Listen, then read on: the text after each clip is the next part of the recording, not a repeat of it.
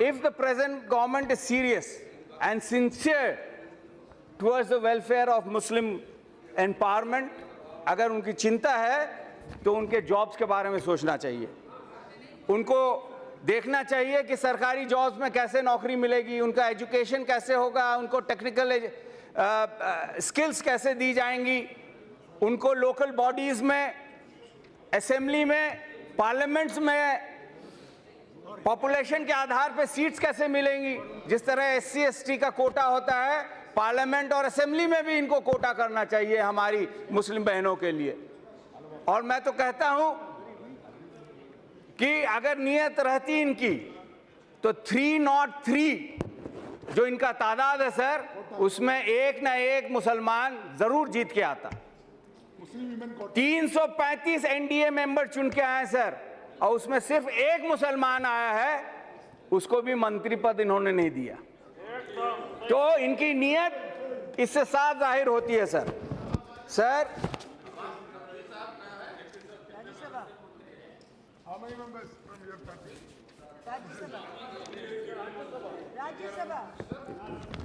Sir अगर सही माने में चिंतित होती तो इनको दर्द होता शाइस्ता जो 19 साल की लड़की है जिसके शोहर तबरेज को झारखंड में लिंच करके मार दिया गया। इनको चिंता होती तो जस्टिस दिलाते अखलाक साहब की बीवी को, जुनैद की मां को और जैनुल साहब की बच्चियों को दिलाते, लेकिन ये नहीं चाहते। हमारे आदरणीय प्रधानमंत्री झारखंड में जब पिछले महीने घटना हुई थी तो काफी अफसोस सर मेरा 20 मिनट का टाइम है, आपने 5 मिनट दिया। आप प्लीज देखिए, समय का ध्यान तो रखना पड़ेगा। हाँ, मुझे 5 मिनट भी नहीं हुआ सर, नियम से चलता है। हाँ तो 5 मिनट नहीं है मेरा, प्लीज प्लीज 15 मिनट टाइम है मेरा सर। हाँ, मैं बोल रहा हूँ आधा भी नहीं हो पाएगा सर, दूसरा समय नहीं मिलता आपको। हाँ। चलिए बोलिए।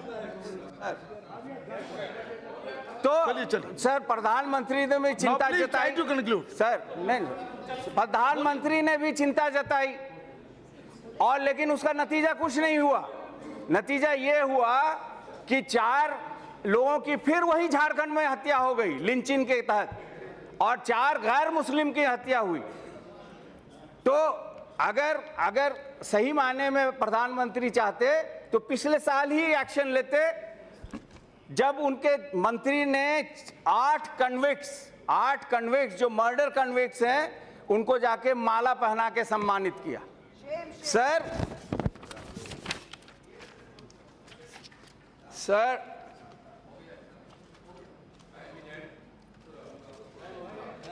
सर आज माहौल जो बनाया जा रहा है ये मुसलमानों के खिलाफ माहौल बन रहा है, और सिर्फ मुसलमानों के खिलाफ माहौल नहीं बन रहा है, ये कमजोर दलित, माइनॉरिटीज, ट्राइबल्स के खिलाफ ये माहौल बन रहा है। नए नए कानून बनाए जा रहे हैं, RTI को कमजोर किया जा रहा है, UPA को मजबूत किया जा रहा है।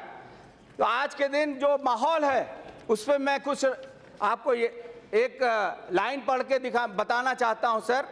एक मशहूर पास्टर मार्टिन निमोलन ने कहा था आज से लगभग 80 साल कबल, First they came for the socialists and I did not speak out because I was not a socialist.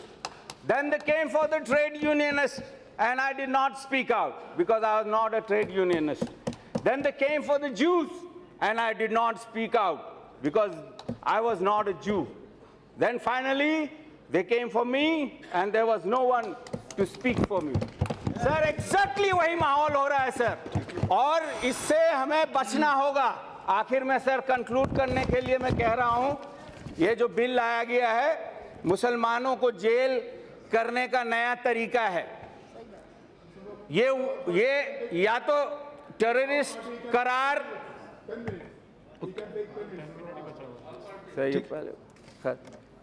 Sir ये मैं कंक्लूड सर ये जो कानून लाके मुसलमानों को jail sir please now conclude. Okay time is allotted according to BSc। 5 minutes आप दे रहे हैं मुझे।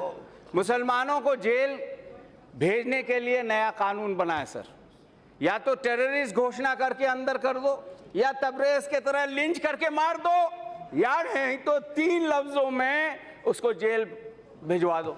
3 बार तलाक बोलो और 3 साल के लिए अंदर कर दो। ये चाहती है सरकार।